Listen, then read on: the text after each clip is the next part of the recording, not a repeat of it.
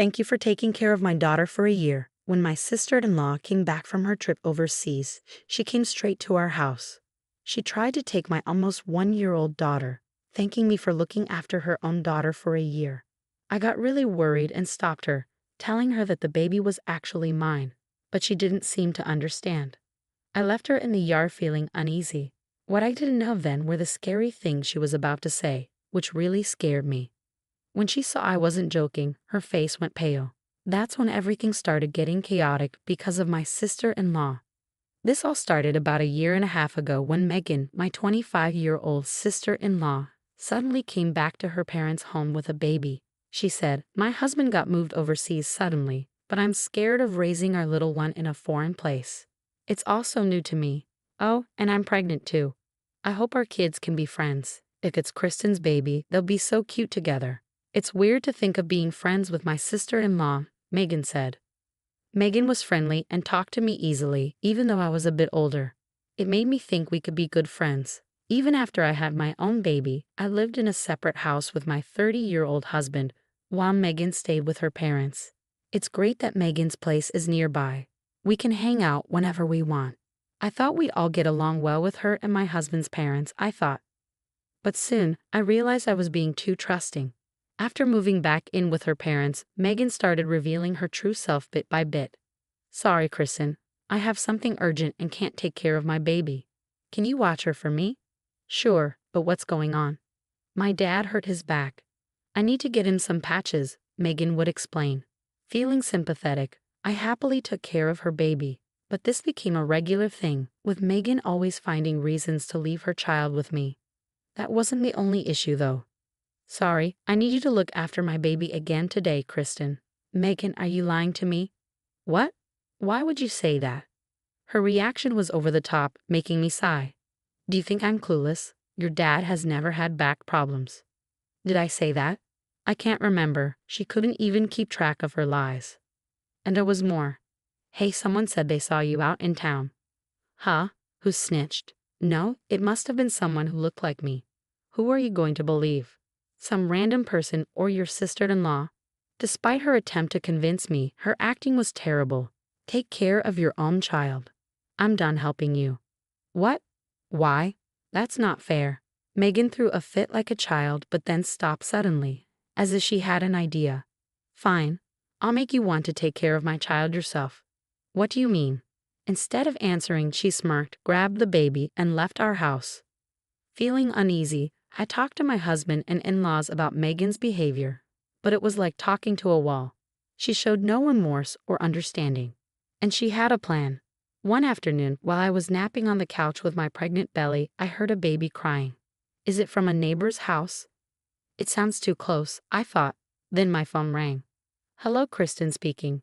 "Hey, Kristen, please take care of my baby." "What? Didn't I tell you I won't watch her anymore?" Megan chuckled like my refusal was funny. "It's too late. I already dropped my baby at your doorstep a while ago." I rushed to the door, alarmed. "I found a baby crying on my doorstep, Megan." "What were you thinking?" I exclaimed. "Well, you were being mean, so I had no choice," Megan replied, sounding gleeful as if she had just pulled off a prank. "I told you, didn't I? I'd make you want to take care of my child. You wouldn't leave a baby on the doorstep, right?" "Stop joking. Where are you now?" I demanded.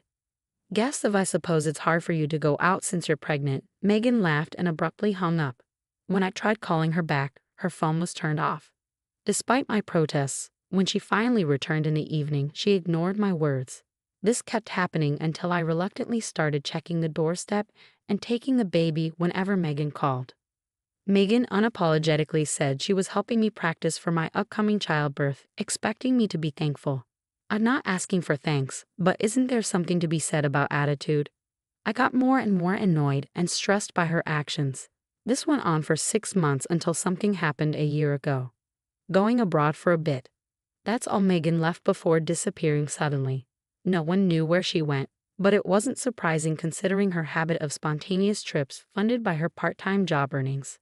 My husband casually mentioned, "It's nothing new. She probably went to see her husband since he was transferred overseas." We assumed she took her baby to meet its father. Our family, caught up in our own worries, hardly talked about Megan. Just before she disappeared, I went into labor 2 weeks early and was rushed to the hospital, caught off guard by the sudden birth of our beloved daughter.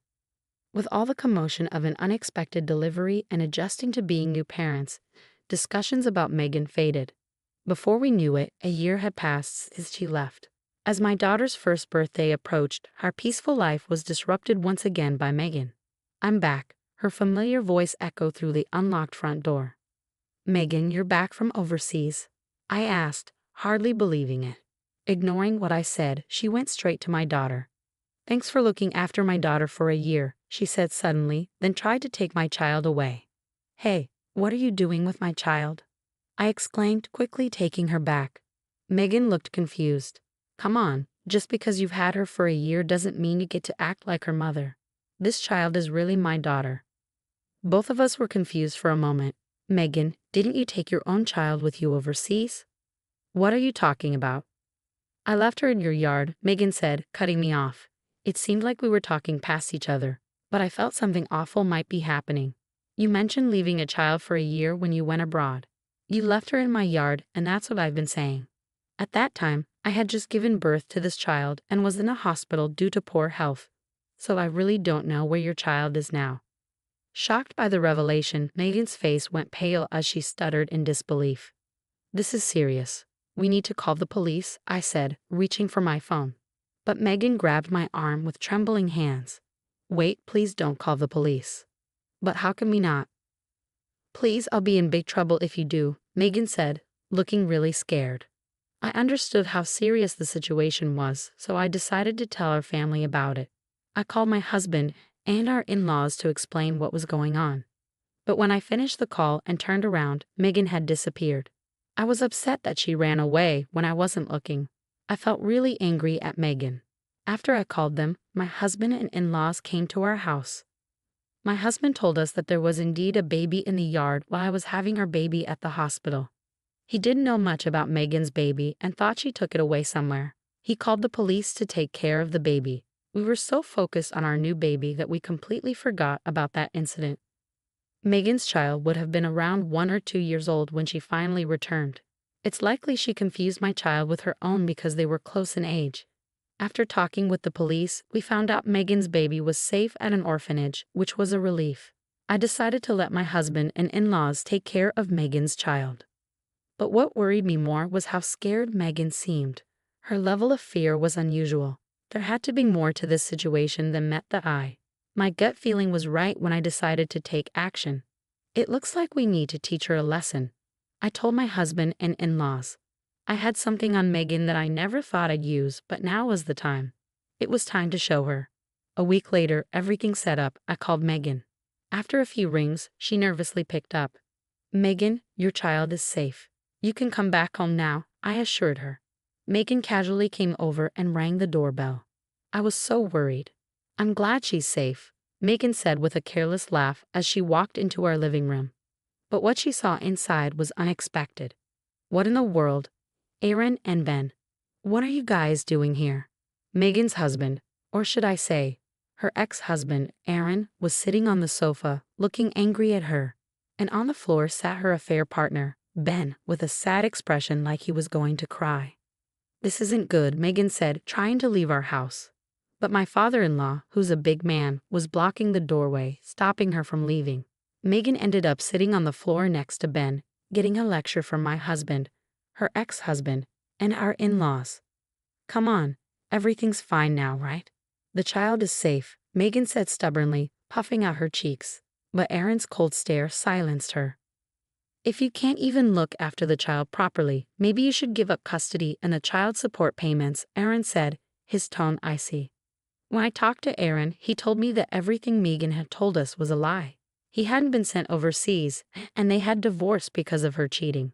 Despite that, Megan had managed to get custody of their child during the divorce and was getting a lot of money from Aaron for child support. Even if the parent with custody cheats, they still get child support. That's why Megan panicked when I wanted to call the police. She was scared of what would happen if they found out she wasn't actually taking care of their child. I explained to everyone. I felt really disappointed by Megan's selfishness. "Kristen, you have to help me. I can't pay back the child support," Megan begged. But you're the one who left the baby with me. You can't deny that. Don't try to make excuses. Do you have any evidence? I asked calmly, while Megan screamed in panic. I showed her the video from my phone. After you kept leaving your baby at my doorstep, I installed a security camera for safety. It's important to keep the baby safe, I explained. Megan gasped, covering her mouth in shock. When did you record this? Ever since you began leaving your child at my doorstep. This video shows that you haven't been taking care of your responsibilities as a parent. Wouldn't it be better for the child to be with Aaron? I asked. Megan, biting her lip and growling softly, suddenly turned to Ben, who was sitting beside her, and burst into tears. Help me, Ben. Everyone's picking on me. But Ben, who appeared to have viewed Megan as just a casual relationship, gently pushed her away. I have another family, Megan. You've betrayed me too. Who do you think paid for our trip around the world with the child support money? Megan gasped, realizing her mistake. But is that really so wrong? She tried to argue. It's not exactly a good thing, I said firmly. Megan finally felt remorseful, sobbing and repeatedly apologizing, even falling to her knees on the floor. Please wait. I'm so sorry. Just forgive me, she begged. However, I couldn't let Megan off the hook easily. Remember, I won't forget how you've treated your child and me. You need to think hard about what you've done, I said firmly. Megan was taken away by the police, arrested, and her daughter was returned to Aaron, who got custody back. Now, Megan has to pay $500 in child support every month until the child is grown.